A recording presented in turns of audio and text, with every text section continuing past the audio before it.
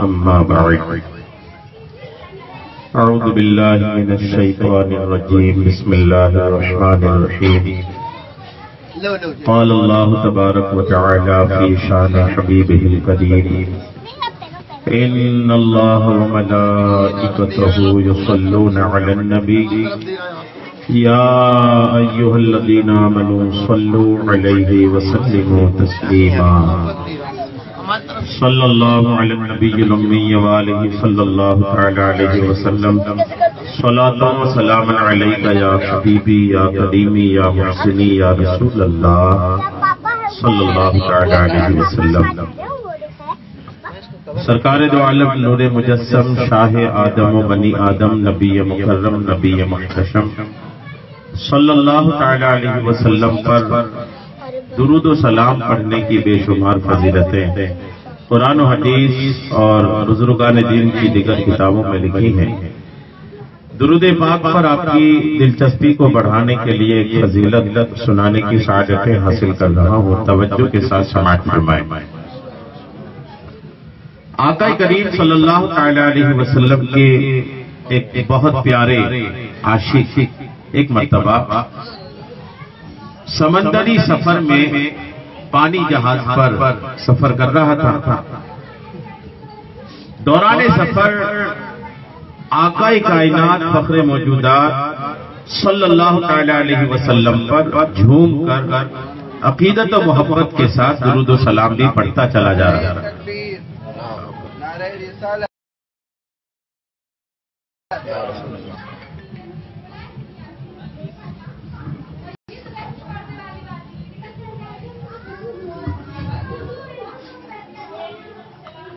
دوران سفر آقا کریم علیہ الصلوۃ والتسلیم پر درود و سلام مسلسل پڑھ رہا تھا. سمندری جہاز میں ہے اور عاشق رسول جہاں پر بھی ہو اس کا عشق تو اسے عشق مصطفیٰ کے اظہار کی بات کرتا ہی رہتا ہے. جھوم کر آقا کریم علیہ الصلوۃ والتسلیم پر مسلسل درود پڑھتا تھا. اس عاشق رسول کے درود شریف کی آواز جب بلند ہوئی محبت میں جب بڑا ہوا اور محبت بڑھنے کی وجہ سے درود شریف کی آواز بھی بلند ہوئی. زیادہ آواز سے درود پڑھنے لگا اور جب اس کی آواز بلند ہوئی تو اس کی درود شریف کو سننے کے لیے اس کے جہاز کے قریب ایک مچھلی بھی آ لگی. اب وہ جہاز جیسے جیسے جا رہا تھا مچھلی بھی اس کے ساتھ لگ کر کے درود پاک کو سنتی جھومتی ہوئی جہاز کے ساتھ چل رہی تھی. جہاز کو کنارے جانا تھا. چلتے چلتے جہاز سمندر کے کنارے پر پہنچ چکا. مچھلی چونکہ درود پاک سننے میں مست ہو چکی تھی. درود پاک سنتے سنتے اتنا کھو چکی تھی کہ اسے پتہ ہی نہیں چلا کہ وہ کب کنارے آ گئی. اور جیسے ہی وہ کنارے آئی اتفاق کہیے کہ ایک مچھلی پکڑنے والے نے جال پھینکا. جیسے ہی جال بیچنا ہے مچھلی کو اور جب بازار لے کر کے پہنچا تو اتفاق کہیے کہ اس دن بازار میں مچھلی خریدنے کے لیے آقا کریم علیہ الصلوۃ والتسلیم کے دو صحابی حضرت ابوبکر صدیق اور حضرت عمر فاروق اعظم تشریف لائے. حضرت عمر فاروق اعظم اپنے گھر میں بول کے آئے ہیں اپنے گھر میں اپنی اہلیہ سے کہ میں آج رسول اللہ کی دعوت کروں گا, مچھلی لے کے آ رہا ہوں تم انتظام میں لگ جاؤ.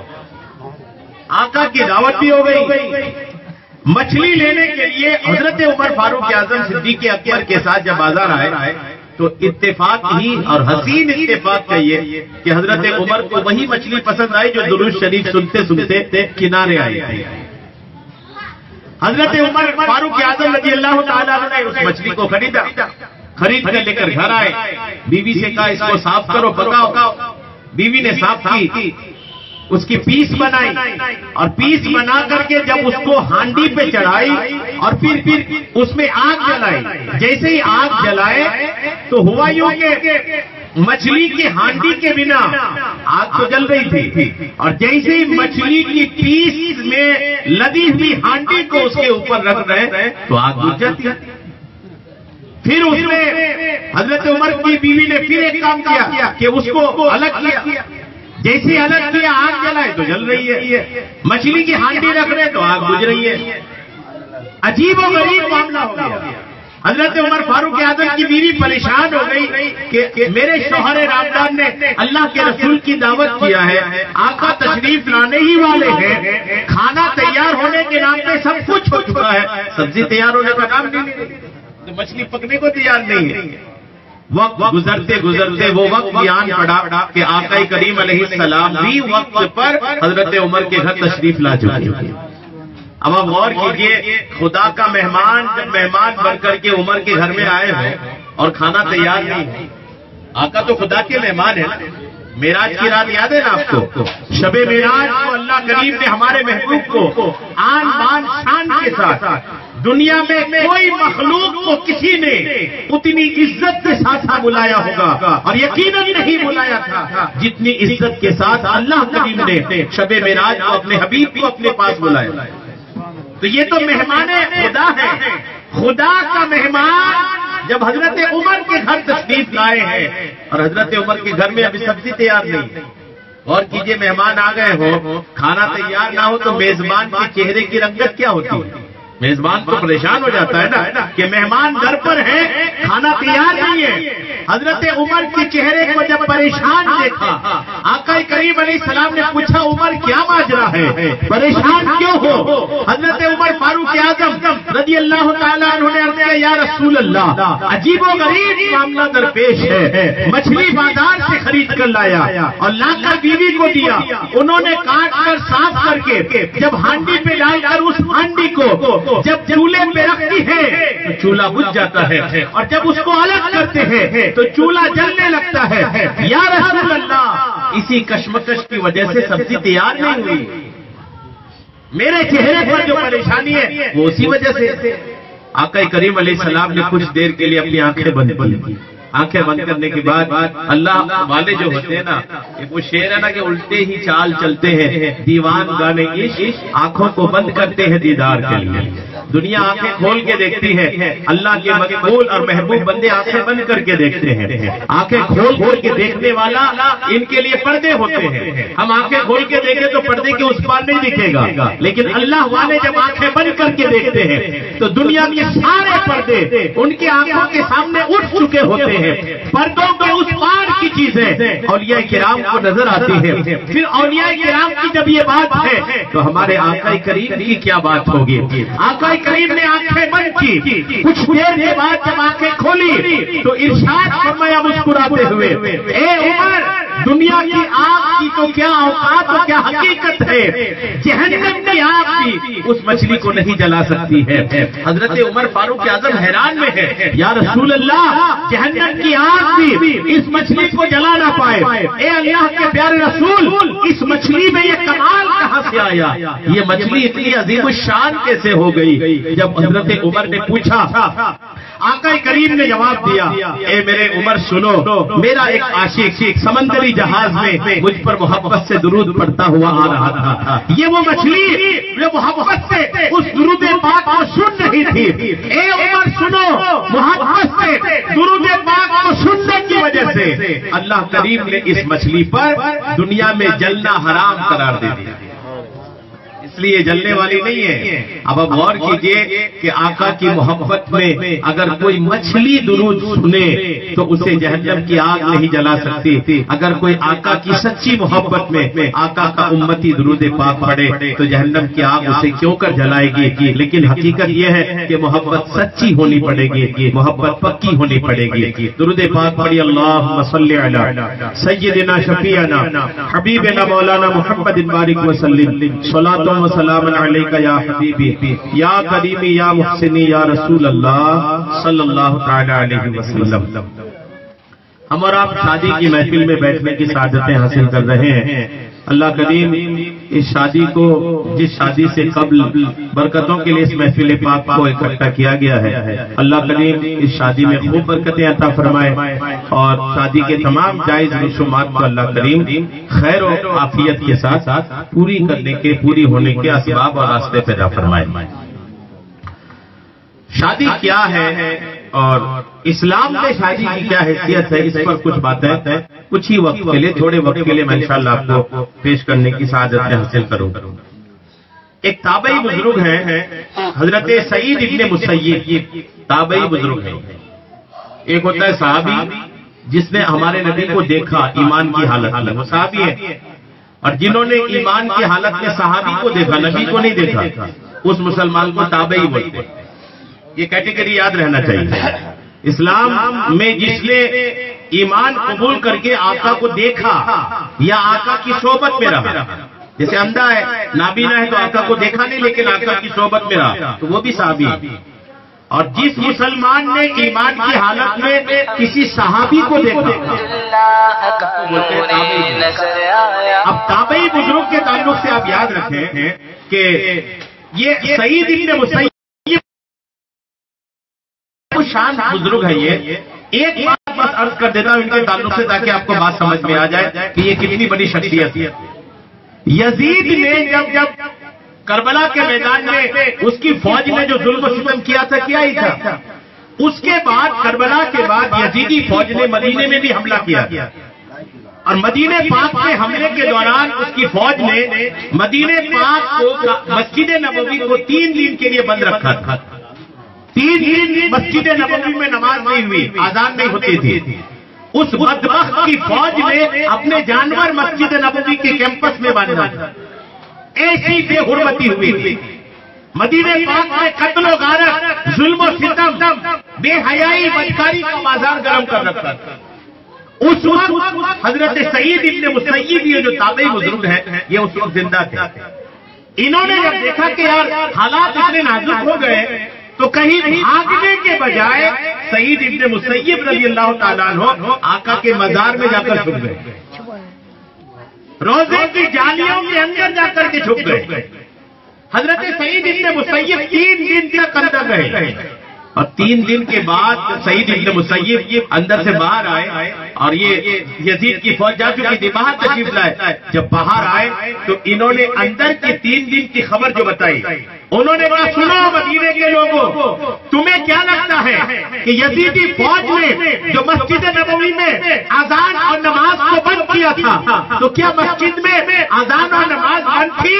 ہرگز نہیں، میں آقا کے مزار کے پاس تھا، جب نماز کا وقت ہوتا تھا آقا کریم کی مزار پاک سے اذان کی آواز بھی آتی تھی، اذان کی آواز کے بعد جب جماعت کا وقت ہوتا تھا اقامت کی آواز بھی آتی تھی، اور نماز کھڑی ہونے کی، قرات کی، سباب چیزوں کی، ایک امام کے پیچھے نماز پڑھنے میں جو آواز آتی ہے وہ سارا مجھے مزار پاک سے آواز آتی تھی۔ سعید ابن مسیب نے کہا سنو، مزار پاک سے یہ ساری آواز آتی تھی، جب اذان ہوتی تھی میں سمجھ جاتا تھا نماز کا وقت ہے، اور جب اقامت ہوتی تھی میں سمجھ جاتا تھا کہ جماعت کھڑی ہونے کا وقت ہے۔ الحمدللہ، اللہ کا کرم و احسان ہے کہ میں آقا کے وصال کے بعد بھی آقا کی امامت میں 3 دن کی نماز ادا کی۔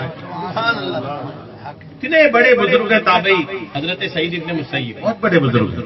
ان کی ایک بیٹی تھی، اکلوتی بیٹی تھی، اور انتہائی حسین و جمیل اور خوبصورت بھی تھی۔ سعید ابن مسیب کی بیٹی تھی۔ اس وقت اس علاقے کا بادشاہ تھا عبد الملک نام تھا۔ عبد الملک نے جب سنا کہ سعید ابن مسیب کی بیٹی اور حسین و جمیل ہے، باپردہ، باحیا ہے، ساری خوبیاں، وقت کا بادشاہ ہے، یقین مانی، رشتہ بھیجا۔ سعید ابن مسیب کے گھر جب رشتہ آیا تو آپ نے قبول نہیں کیا، بادشاہ کی طرف سے رشتہ آیا۔ عبد الملک مدینے پاک کا حاکم، رشتہ بھیجا سعید ابن مسیب کو اپنی بیٹی کا نکاح مجھ سے کرا دو۔ سعید ابن مسیب پہلے تو منع کیا، منع کرنے کے بعد پریشان بھی ہوئی کہ اب یہ میری بیٹی پر نظر رکھ رہا ہے۔ منع تو میں کر دیا ہوں لیکن وہ حاکم ہے، بادشاہ ہے، وہ منع تو کر دیا ہوں تو یہ میری بیٹی پہ نظر تو رکھ رہا ہے، کیا کیا جائے؟ ایک دن یوں پریشان حال بیٹھے تھے، پریشان حال بیٹھے تھے کہ ان کا ایک شاگرد، سعید ابن مسیب کا ایک شاگرد جس کا نام تھا ابو وداع، یہ ان سے ملنے کے لیے آئے۔ جیسے ہی ملنے کے لیے آئے تو آپ نے پوچھا کیوں بیٹا کئی دنوں سے آئے نہیں تھے؟ کئی دنوں سے غائب تھے، ماجرا کیا تھا؟ انہوں نے کہا حضور میری بیوی کا انتقال ہوا، میری بیوی کے انتقال کی وجہ سے ان کے کفن دفن اور گھر کی ضروریات میں لگا ہوا تھا، اس لیے آپ کی بارگاہ میں حاضر نہیں ہو پا رہا۔ سعید ابن مسیب نے اپنے شاگرد سے کہا بیٹا تیری بیوی کا انتقال ہوگا، تم نے خبر نہیں کیا؟ مجھے بھی بتاتا، میں بھی تیری بیوی کے کفن دفن میں شریک ہوتا، میں بھی ان کی آخری رسومات میں شریک ہوتا، تم نے بتایا نہیں۔ سعید ابن مسیب کے شاگرد نے کہا حضور مجھے دھیان نہیں رہا، میں نے آپ کو بتا نہیں پایا۔ اب اتنی بات ہو ہی رہی تھی کہ سعید ابن مسیب نے کچھ دیر کے بعد اپنے شاگرد سے پوچھا کہ کیا تم نے دوسری شادی کے لیے کچھ سوچا ہے؟ دوسری شادی کا کوئی تمہارا ارادہ ہے؟ انہوں نے کہا حضور ابھی تو بیوی ختم ہوئی ہے، ابھی کون دے گا مجھے دوسری بیوی؟ میری ایک بیوی ختم ہو گئی نا، اب کوئی لڑکی مجھے ملنا اتنا آسان تھوڑی ہے۔ سعید ابن مسیب فرماتے ہیں کہ اگر میں انتظام کر دوں تو تمہیں انتظام نہیں کرنا ہے، انتظام میں کر دوں تو۔ سعید ابن مسیب نے جب یہ آفر دیا، شاگرد تھے وہ جانتے تھے کہ سعید ابن مسیب مطلب مدینے کی عظیم الشان شخصیات ہے، ان کا نام ہے، اگر یہ بول رہے ہیں تو کوئی تو راز کی بات ہے، اور بول رہے رسول بھی نہیں ہے، انتظام بھی یہ کر ہی دیں گے۔ انہوں نے کہا حضور آپ جس کا ہاتھ پکڑ کے کہہ دیں گے یا آپ جس کی طرف اشارہ کر دیں گے، آپ جن کے بارے میں فیصلہ فرما دیں گے، آپ کا شاگرد تیار ہے ان سے شادی کرنے کے لیے۔ سعید ابن مسیب نے ان کو بٹھالا اپنے شاگرد کو، اور بٹھال کر کے دو گواہ بلایا اور کہا تم لوگ گواہ ہو جاؤ، میں اپنی بیٹی کا نکاح اپنے شاگرد سے کر رہا ہوں۔ کون سی بیٹی کا؟ وہ بیٹی جس کا رشتہ، غور کیجیے، وہ بیٹی جس کا رشتہ مدینے کے حاکم کی طرف سے آیا تھا، حاکم کو ٹھکرایا اور کس کے ہاتھ میں دیا؟ اپنے شاگرد کے ہاتھ میں جو دیندار تھا، تقوی شعار تھا، پرہیزگار تھا، مسجد کو آباد کرنے والا تھا، اس کے ساتھ نکاح کر دیا۔ جب نکاح ہو گیا تو وہ ابو وداع جن سے نکاح ہوا تھا وہ کہتے شادی تو ہو گئی، میں گھر گیا بڑی خوشی اور بڑا خوش تھا کہ الحمدللہ اللہ کریم کی رحمت سے اتنے بڑے بزرگ کی بیٹی میرے نکاح میں آئی۔ یہ گھر گئے، گھر جا کر کے اب یہ سوچنے لگے کہ رخصتی کرانا ہے، تو رخصتی کیسے کرائے، نئی دلہن آئے گی تو گھر میں کیا ضروری خرچ ہو، یہ سارے سوچ میں لگا رہا۔ وہ کہتے ہیں کہ اسی تمام چیزوں میں لگا تھا کہ شام ہو گئی، میں اکیلے اپنے گھر کے اندر بیٹھا تھا تو کسی نے دروازے پہ دستک دی۔ جب دروازے پہ دستک دی تو ابو وداع کہتے ہیں کہ میں نے اندر ہی سے پوچھا کون، تو باہر سے آواز آئی سعید، یعنی سعید ابن مسیب کھڑے تھے، ان کے سسر۔ اب یہ جو اندر وہ نوجوان تھا نا، وہ کہنے لگے سعید تو یہ بول رہے ہیں، اگر سعید ابن مسیب ہے تو ان کا تو معاملہ یہ ہے کہ وہ اپنا گھر اور مسجد تیسری جگہ جاتے ہی نہیں ہے، تو یہ سعید ابن مسیب تو نہیں ہے۔ وہ اندر سے سوچ رہے تھے۔ دروازہ کھولا اور جیسے ہی دروازہ کھولا تو کیا دیکھتے ہیں کہ ابھی کچھ وقت پہلے جنہوں نے اپنی بیٹی کی شادی ان کے ساتھ کری تھی وہی کھڑے۔ انہوں نے سلام کیا، بولے حضور کیا کام تھا، آپ مجھے کہتے میں حاضر ہو جاتا۔ سعید ابن مسیب نے کہا نہیں، یہ کوئی ایسا وقت نہیں تھا کہ میں آپ کو بلاتا، میں اپنے ساتھ اپنی بیٹی کو لے کر آیا، بیٹی کو خود لے کر آئے۔ آقا کریم علیہ السلام کے اس غلام کا ہاتھ دیکھیے، بیٹی کا ہاتھ پکڑے اور لے آئے۔ جب بیٹی کو لے کر کے آئے سعید ابن مسیب نے فرمایا یہ میں نے جس بیٹی سے تمہارا نکاح کیا تھا یہ میری یہ بیٹی ہے، اب یہ تمہارا گھر ہے۔ اپنی بیٹی کو سمجھایا اور بیٹھے بھی نہیں، اسی وقت دروازہ بند کیا، واپس اپنے گھر آئے۔ اب وہ نوجوان کہتے ہیں کہ جب میں سعید ابن مسیب کی بیٹی کو دیکھا، حسن و جمال کی ملکہ تھی، وہ خوبصورتی ان کے چہرے سے بے انتہا جھلک رہی تھی۔ سعید ابن مسیب کی بیٹی سے شادی کر اپنی خوش قسمتی تصور کر رہا تھا، اور اس پورے واقعہ کو غور کر کے ہم اور آپ دیکھیں کہ ہم اور آپ نے شادی کو کس درجے پہ لا کر کے رکھ دیا۔ شادی یہ بھی تھی نا، شادی یہ بھی تھی جس شادی میں آپ نے دیکھا کہ کوئی بارات، کوئی ہلدی، کوئی مسالہ، کوئی اور دیگر چیزیں کچھ بھی نہیں۔ باپ نے اپنی بیٹی کا نکاح مسجد میں اپنے دو گواہ کے ساتھ کر دیا، دو گواہ کے سامنے نوجوان سے کر دیا۔ رخصتی کی بات ہوئی، اپنی بیٹی کا ہاتھ پکڑا، خود لے کر کے اپنے داماد کے گھر پر ہو گئی شادی، ہو گئی رخصتی۔ یہ بھی جو شادی تھی نا، اور وہ بھی وہ شادی تھی کہ 1400 سال گزر جانے کے بعد اس شادی کا تذکرہ ہم یہاں کر رہے ہیں. کتنی بڑی شادی تھی. اور آج ہماری شادیاں تو ایسی ہوتی ہے کہ شادی کے سالگرہ میں لوگ بناوٹی خوشی مناتے ہیں, دل سے پریشان حال رہتے ہیں, بناوٹی خوشی مناتے ہیں. کیا یہ سیلیبریٹ کر رہے ہیں کیا شادی کی سالگرہ ہے, لیکن دل سے پوچھو تو پتہ چلا وہ گھر میں وہ پریشانی کھڑی ہے, شادی کے بعد وہ پریشانی کھڑی, وہ پریشانی کھڑی ہے. بظاہر اگرچہ کیک کٹ رہا ہے لیکن دل سے پوچھو تو حالات دل کی دنیا کی الگ ہے. یعنی ایک شادی کی سالگرہ دوسرے سال بھی لوگ دل کی خوشی سے نہیں منا رہے. اور یہ ایک ایسی شادی تھی کہ 1400 سال بعد آج تذکرہ ہو رہا ہے. کیسی شادی تھی, لیکن اس میں کچھ فضول خرچی نہیں تھی. اور سنیے, آقا کریم علیہ الصلوۃ والتسلیم کے ایک صحابی ہیں حضرت ربیعہ بن کعب اسلمی. آقا کریم کے پاس ہی پڑے رہتے تھے, کوئی کام نہیں تھا ان کا, مدینے پاک میں کوئی دھندا بھی نہیں تھا, غریب صحابی تھے, آقا کے پاس پڑے رہتے تھے. آقا کریم نے ایک دن ان سے پوچھا, ربیعہ شادی کیوں نہیں کر لیتے, ربیعہ شادی کیوں نہیں کر لیتے؟ تو آقا کریم نے جب پوچھا تو حضرت ربیعہ کہتے یا رسول اللہ, ایک تو میرے پاس انتظام نہیں ہے, اور دوسرا میں سمجھتا ہوں کہ شادی کر لوں گا تو آپ کے پاس جو پڑا رہتا ہوں یہ موقع نہیں ملے گا, پھر تو بیوی کے حقوق بھی ہو جائیں گے نا, ان کا حق ادا کرنے کے چکر میں آپ سے دور نہ ہو جاؤں. یا رسول اللہ شادی نہیں کرنا پسند ہے, آپ سے دور جانا پسند نہیں ہے. آقا نے مسکرا کے بات ختم ہو گئی.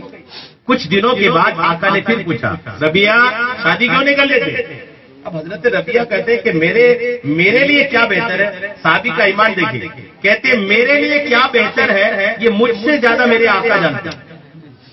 عقیدہ دیکھیے کہ کہتے ہیں کہ میرے لیے کیا بہتر ہے, شادی ہے یا نہیں, اس کے لیے کیا بہتر ہے مجھ سے زیادہ میرے آقا جانتے ہیں.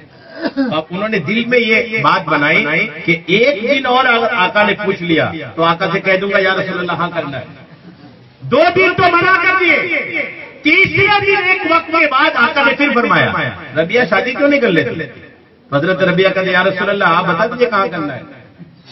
فرمایا یا رسول اللہ آپ بتا دیں کہاں کرنا ہے, کس خاندان میں کرنا ہے. آقا کریم علیہ السلام نے فرمایا فلاں قبیلے میں جاؤ, فلاں انصاری کے گھر میں جاؤ, دروازے پہ دستک دینا, ان سے کہنا کہ اپنی بیٹی کا نکاح تم سے کر دے. یہ ہو رہی شادی. حضرت ربیعہ خوشی سے جھوم کر کے اس قبیلے میں گئے, اس قبیلے میں جا کر جس گھر میں دستک دینے کو کہا تھا اس گھر میں دستک دیا, اور دستک دینے کے بعد جب اندر سے کوئی باہر آئے تو کہنے کا کیا کیسے آنا ہوا؟ بولے رسول اللہ نے بھیجا ہے اور حکم یہ ہے کہ آپ اپنی بیٹی کی شادی مجھ سے کر دو. انہوں نے یہ نہیں پوچھا خاندان کتنا کماتے ہو, bank balance, family background, کیا کوئی بھی تفتیش نہیں.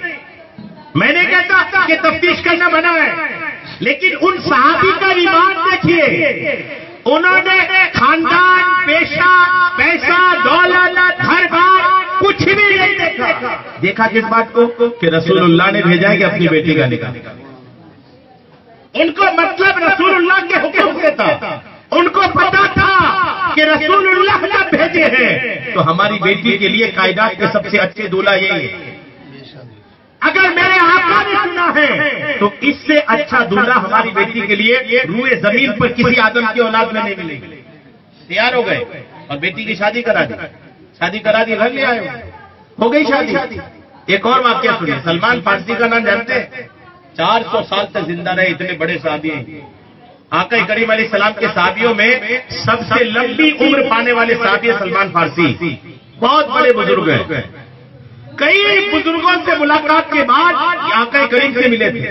آقا کے بڑے پیارے منظور نظر تھے, غریب صحابی تھے, لیکن ان کا بھی کوئی نہیں تھا مدینے پاک. آقا کریم علیہ السلام نے ان سے فرمایا کہ سلمان شادی کر لو. انہوں نے کہا یا رسول اللہ آپ ہی بتا دیں رشتہ وغیرہ کہاں کرنی ہے. سلمان فارسی رضی اللہ تعالیٰ عنہ نے جب ایسا فرمایا نا تو آقا کریم علیہ السلام نے ان کی شادی ایک انصاری گھرانے میں کرا دی.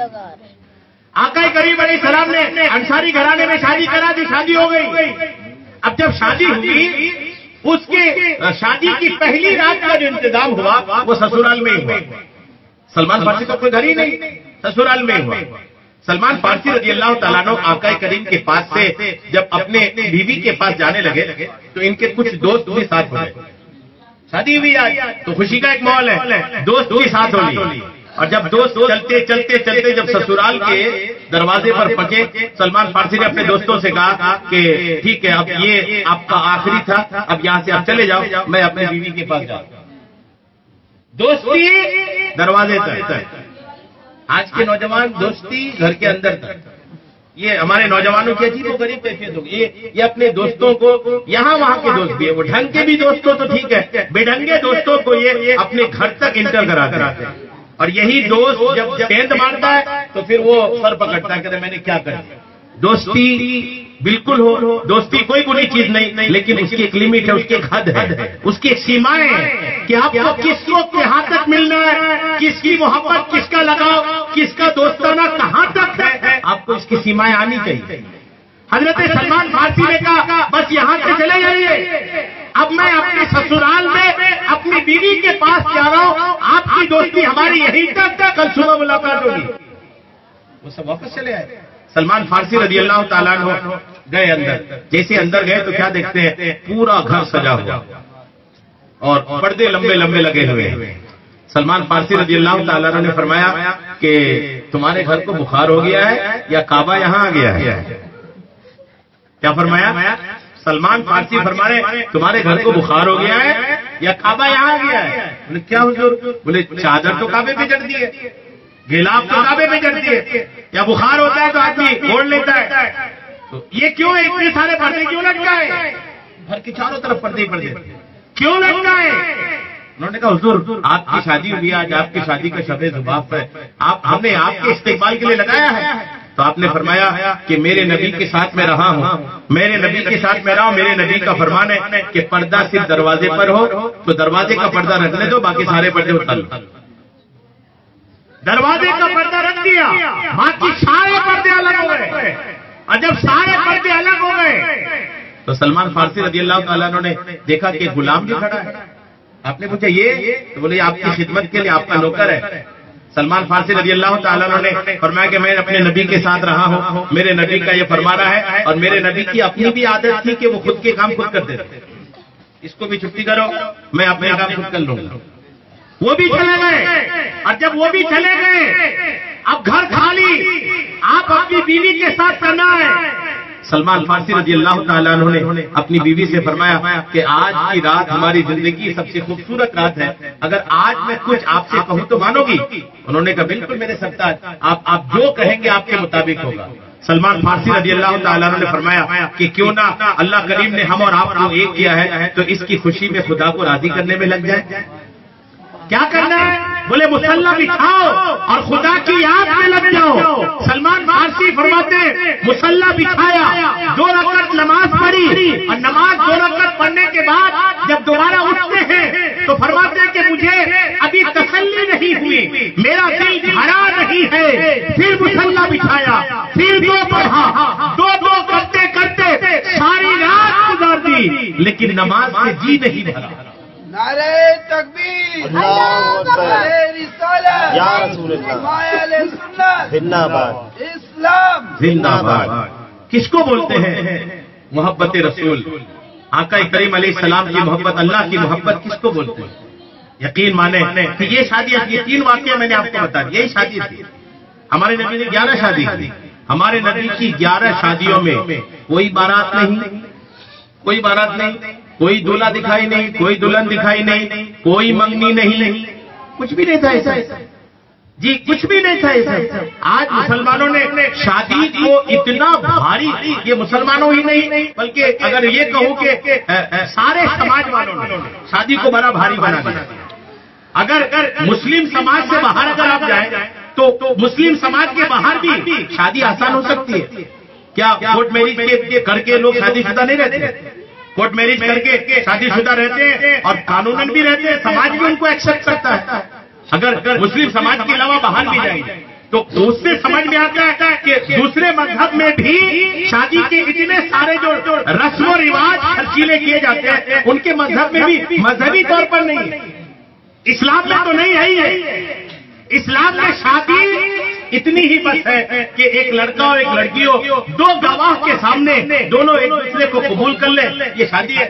اور جب شادی ہو گئی تو دولہا اپنی طرف سے ایک ولیمہ دے گا، وہ بھی ولیمہ واجب یا فرض نہیں بلکہ آقا کی سنت ہے، وہ بھی دکھاوے کے طور پر نہیں بلکہ چند لوگوں کو بلا کر کھلا دے تو وہ ولیمہ کی سنت ادا ہو گئی۔ ہمارے نبی کی سب سے بڑے ولیمے کے بارے میں کتابوں میں آیا ہے کہ ہمارے نبی کا جو سب سے بڑا ولیمہ تھا حضرت زینب بنت جہش کے ساتھ نکاح میں سب سے بڑا ولیمہ وہ تھا جس میں ایک بکرا ذبح کیا گیا، بس سب سے بڑا ولیمہ ایک بکرے کا تھا جو سب سے بڑا تھا۔ آج ہمارے یہاں جب تک شان و شوکت دکھائے وہ بھی شان و شوکت اوقات سے زیادہ، قرضے لے کر، سودی قرضے لے کر، لون لے کر، دوستوں پر قرضے کا بوجھ لاد کر کے اس کے بعد لوگ اپنی شیخی دکھاتے ہیں۔ کیوں بھائی؟ سماج میں اسٹیٹس برقرار رکھنا ہے، سماج کا اسٹیٹس برقرار رکھنے کے چکر میں لوگ قرض کے تلے ڈوب رہے ہیں، قرض کے تلے دب رہے ہیں، یقین مانیں۔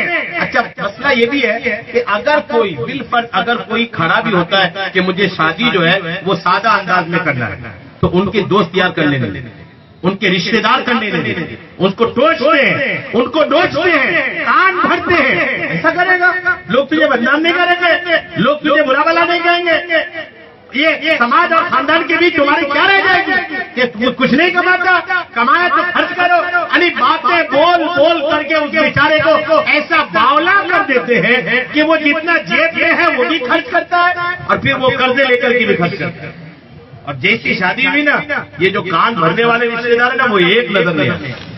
ہاں وہ تم جانو، تمہارا کام جانے، تمہارا قرضہ جانے اور تمہاری زندگی جانے، کوئی پھر نہیں آتا کہ یار یہ لو تمہارا قرض 5 لاکھ کا تھا، یہ 1 لاکھ میرے پاس پڑے تھے تم دے لو، پھر جب تمہارے پاس ہو جائے تو نہیں، کوئی نہیں آتا۔ وہ بندے کو خود فیس کرنا پڑتا ہے جس نے اپنی شادی میں فضول خرچی کی ہے۔ یقین مانے اسلام شادی کی یہ ساری جو فضول خرچیاں ہیں اس کے سخت خلاف۔ اسلام میں یہ ساری چیزیں نہیں ہیں۔ آج کل بڑا اللہ کرم فرمائے، یہاں تک کہ ہوتا بھی کیا ہے، جیسے کسی کی بارات جانی بھی ہے، اگر وہ کسی دوست کو نہیں بولا تو وہ دوست اگر ملاقات پائے نا تو اس کو ذلیل کر دے۔ تم نے پوچھا نہیں شادی میں؟ ارے بھائی کیوں پوچھے گا، تم اپنی شادی میں گئے تھے بارات میں، کافی ہے، سارے دوست تم کو لے جائے گا، تم اس کی شادی میں، اس کی شادی، اس کی شادی۔ یعنی کوئی اگر سماج اتنا برا ہو چکا ہے کہ کوئی اگر اچھے سے شریعت کے دائرے میں کرنا بھی چاہتا ہے تو لوگ اسے کرنے نہیں دینا چاہتے۔ یقین مانے کہ یہ سارا تماشا جو چل رہا ہے نا شادی کے نام پر، خرچ کے نام پر، یہ تماشا سماج کے لیے دنیا میں تو بھاری پڑ ہی رہا ہے، بھاری یوں پڑ رہا ہے کہ جس کے پاس پیسہ ہے وہ تو کر رہا ہے، جس کے پاس دولت ہے وہ تو کر رہا ہے، لیکن کسی کرنے کی برابری کرنے کے چکر میں ہماری قوم کا جو غریب آدمی ہے وہ بیچارہ پیس رہا ہے۔ اور وہ غریب جن کے پاس انتظام ہی نہیں ہے، ان کی بیٹیاں خون کی حاصل ہوتی ہیں۔ کبھی غریب کی بیٹیوں کی خون کے آنسو کو بھی دیکھیں کہ ان کے خون کے آنسو کا جواب کون دے گا، اور جن غریب کی بیٹیاں باپ کی غربت کی وجہ سے جن کے ہاتھوں میں مہندی نہیں لگ پا رہی، اس سماج کی اس بیٹی کے بارے میں کون سوچے؟ اگرچہ یہ باتیں جو میں عرض کر رہا ہوں یہ باتیں سر کے اوپر سے جا رہی ہیں کہ شادی ایک ایسی بلا بن گئی ہے، ایسی طوفان بن چکا ہے، ایسا سونامی بن چکا ہے جس کے سامنے روک لگانا ایک بہت بڑا مشکل ہے۔ لیکن ہم جس پد میں ہیں ہمارا ایک ذمہ داری ہے کہ ہم آپ کو صحیح بتائیں کہ حقیقت کیا ہے، اسلام کیا ہے۔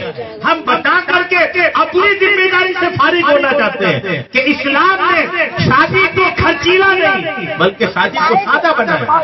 یہاں تک کہ نبی کریم ارشاد فرماتے ہیں جس شادی میں جتنا خرچہ کم ہو اس شادی کی برکتیں اتنی زیادہ ہوتی ہیں۔ اور ہمارے یہاں کیا شادی میں جب تک خرچہ جی بھر کے کر نہیں لیں گے تب تک لوگوں کو تسلی نہیں ہوتی، جب تک لوگوں کا دل بھرتا نہیں ہے وہ بھی خرچہ۔ اور اسی خرچے کی وجہ سے ایک بات عرض کروں، لوگ بولتے ہیں نا کہ بیٹی بڑھاؤ بیٹی بڑھاؤ بیٹی بڑھاؤ، حکومت بھی ہماری کوشش کرتی ہے، دنیا بھر میں کوشش ہو رہی کہ بیٹی کو بچاؤ۔ بیٹی کو بچانے اور بیٹی کو بچانا اگر چاہتے ہیں اور بیٹی کی پیدائش کو لوگ خوشی سے استقبال کرے. اگر یہ دنیا چاہتی ہے نا تو اس کے لیے بیٹی بچاؤ ابھیان کی جگہ پہ اگر حکومت کوئی ٹائٹ قانون بنا دے, سخت قانون بنا دے کہ شادی خرچیلی نہیں ہوگی, شادی سکون کے ساتھ بنا خرچ کے بالکل سادے انداز میں ہوگی, یقین مانے کہ اسلام نے جیسی شادی کہا ہے اور ہمارے نبی نے جیسی شادی کر کے بتایا ہے, اگر ویسی شادی ہو جائے نا تو آدمی کی 50 لڑکیاں بھی ہوگا تو سکون سے سوئے گا, چین سے سوئے گا. کیوں سوئے گا چین سے؟ اس کو پتا ہے کوئی خرچ ہونا ہی نہیں, شادی تو نارمل ہوگی. یہاں تک کہ اگر لڑکی کی شادی ہے تو لڑکی کی شادی میں تو لڑکی والوں کا کوئی خرچ ہی نہیں, الٹا جو لڑکا بارات لے کے آئے گا وہ نکاح مہر دے گا. خرچہ لڑکا والے پر ہے کہ تمہیں مہر دینا ہے, لڑکی کو تم لے جاؤ گے اس کا مہر تمہیں ادا کرنا ہے. اور یہاں مہر بس تو دے دیتے ہیں, لڑکا والے مہر بس دے دے کہ یار یہ مہر ہے, وہ مہر بھی کنجوسی سے 21,000 سے 21 سے 51 سے آگے بڑھتے بڑھتے تو لوگوں کو بخار آنے لگتا ہے.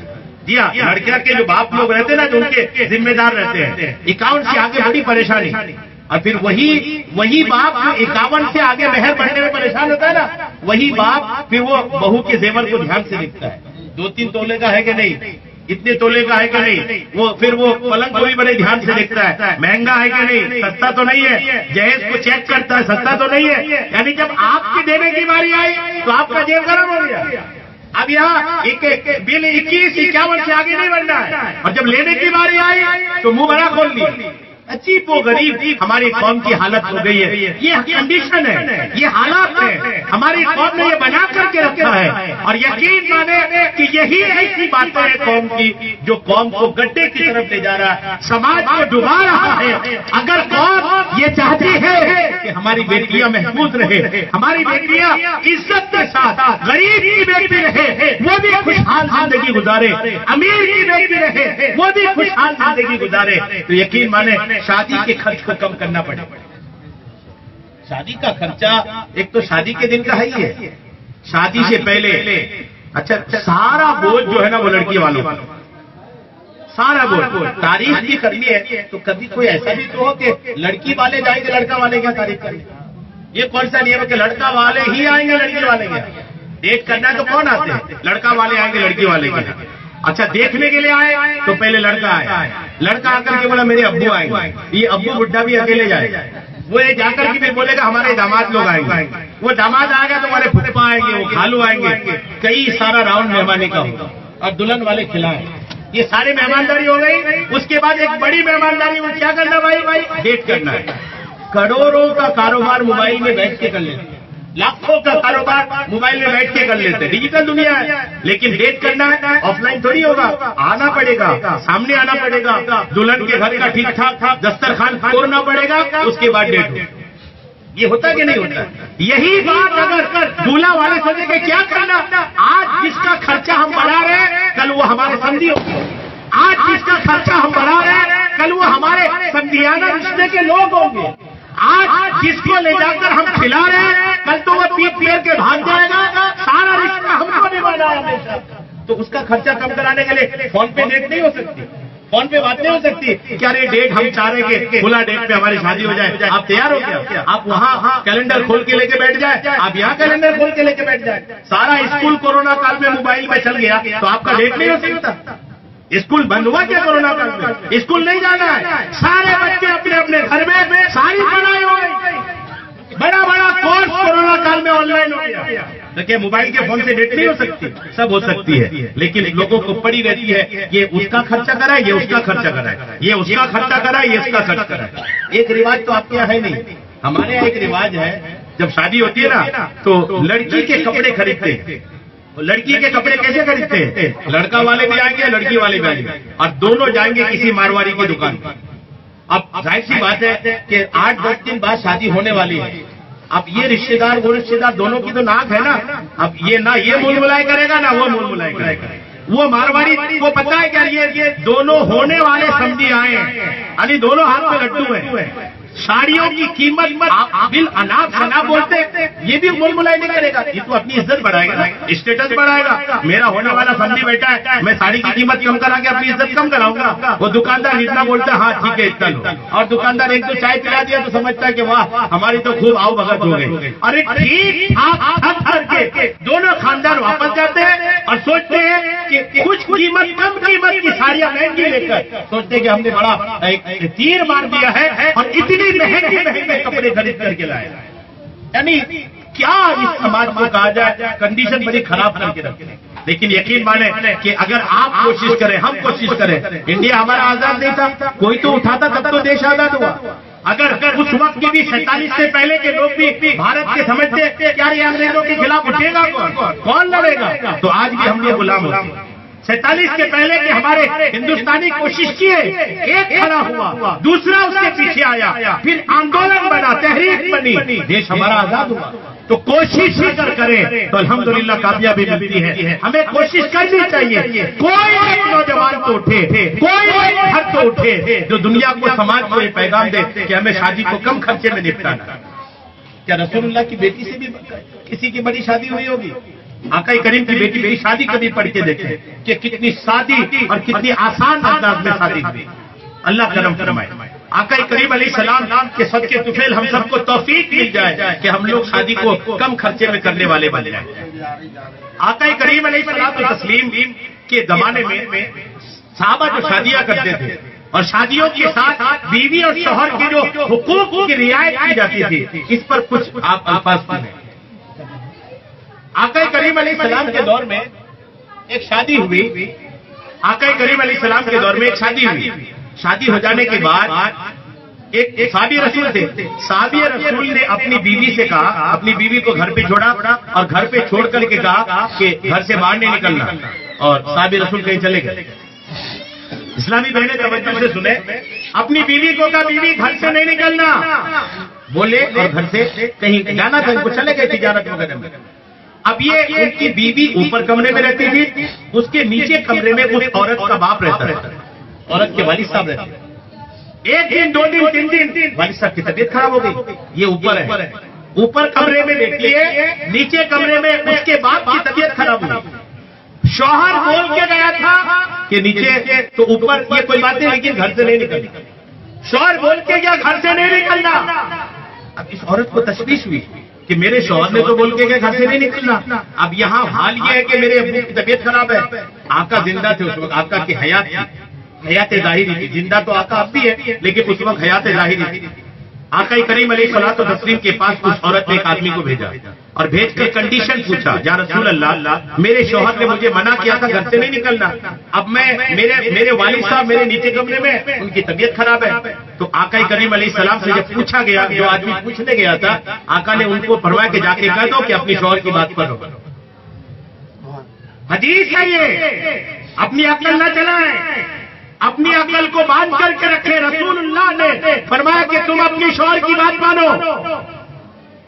जवाब आ गया। अब वो औरत नहीं आई नीचे और भी कोई थे, उसका बाप अकेले नहीं था, माँ भी रही होगी, बहन भी, और भी परिवार, लेकिन बाप की तबीयत खराब है। लेकिन आका ने फरमाया तुम अपनी शौहर की बात मानो। किताबों में लिखा कि कुछ दिन के बाद उनके वालिद का इंतकाल हुआ। तबीयत खराब हुई, नहीं सुधरी, इंतकाल हो गया।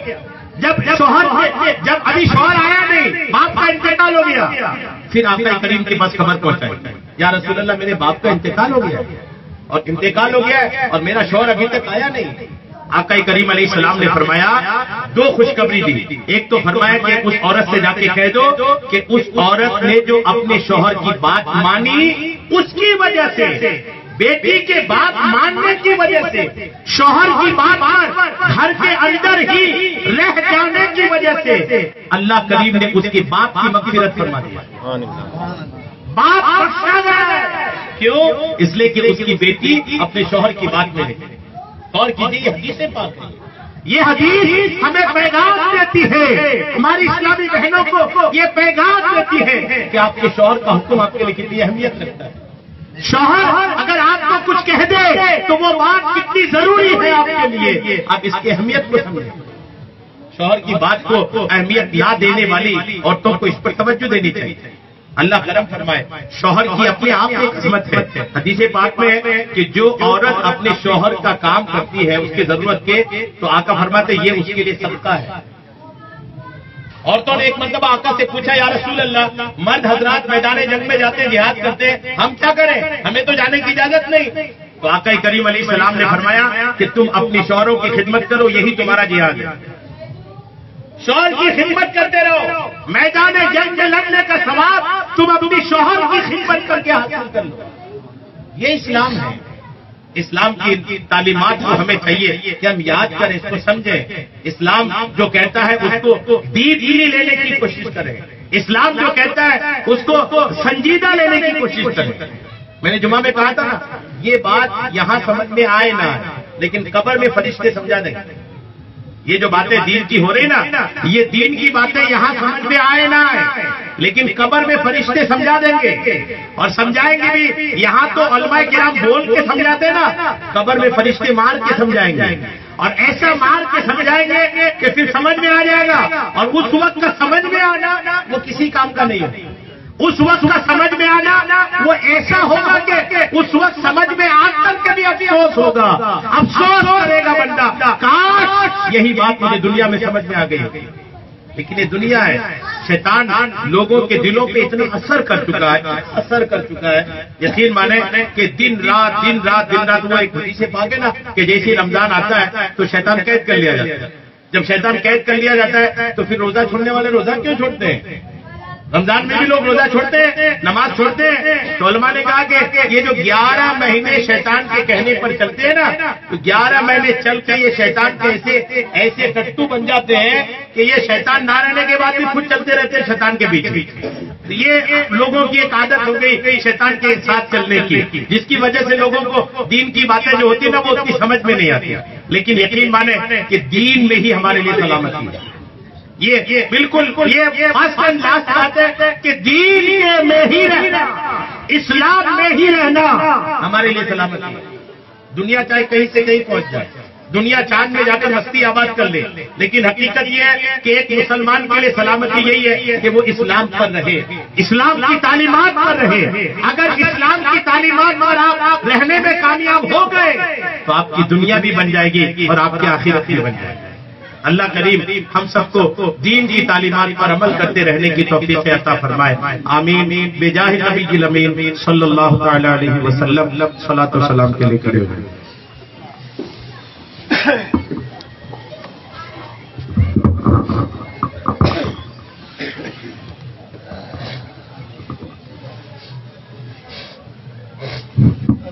سلام علیک یا رسول اللہ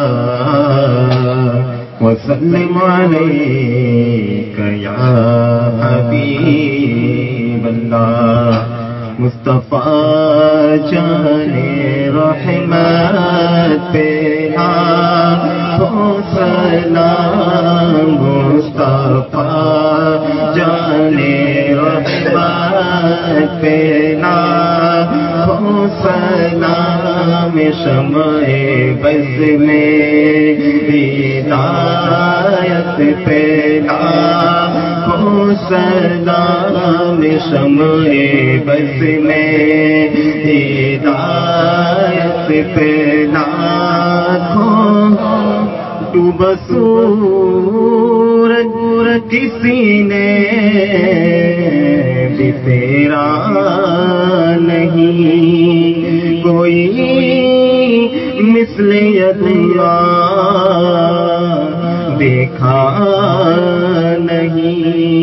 جس کی طاقت کا کوئی ٹھکانہ نہیں، جس کو بارے دو عالم کی پرواہ نہیں.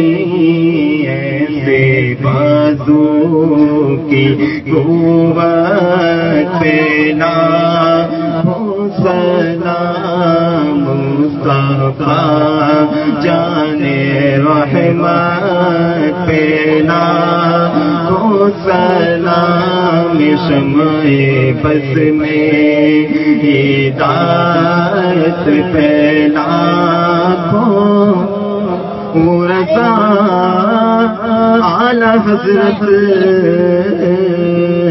بریلی کے شاہ ڈال دی قلب میں عظمت مصطفیٰ جس کا سنی مناتے ہیں یوم رضا اس امام اہل سنت پہلا ہو سلام مصطفیٰ جانے رحمت پہلا ہو سلام شمع بس میں ہدایت پھیلا کاش محشر میں جب ان کی آمد اور بھیجے سب ان کی شوکت پہ لاکھوں سلام تو مجھ سے خدمت کے قدسی کہے ہاں رضا مجھ سے خدمت کے قدسی کہے ہاں رضا مصطفیٰ جانے رحمت پیدا ہو سلام شمع بس میں ہدایت پیدا صلاۃ والسلام علیک یا رسول اللہ وعلی آلک واصحابک یا حبیب اللہ صلاۃ والسلام علیک یا نبی اللہ وعلی آلک واصحابک یا نور اللہ. تشریف